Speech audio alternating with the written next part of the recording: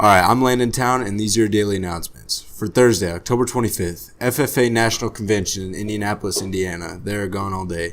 Interest meeting for swim dive team in room 204. It's at 3:35 p.m. Friday, October 26th, FCA in conference room B, 7 a.m. FFA National Convention in Indianapolis, Indiana. Again, they are gone all day. No Circle of Friends meeting. First round of playoffs for varsity football versus Hastings starts at 7. Football playoff tickets will be sold today through Friday at noon in the high school office, the sports shop, and Sainard's Bakery. Adults $7 and students are $5. No passes will be accepted. Thespians are selling Boograms for $5 at the ticket booth during lunch and after school today through October 29th.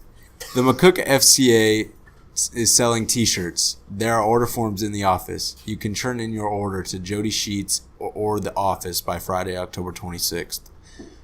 MHS Clubs will host a haunted house this Saturday, October 27th. The kid-friendly tour will be from 5 to 6:30 p.m. and the scary tour will be from 7 to 9:30 p.m.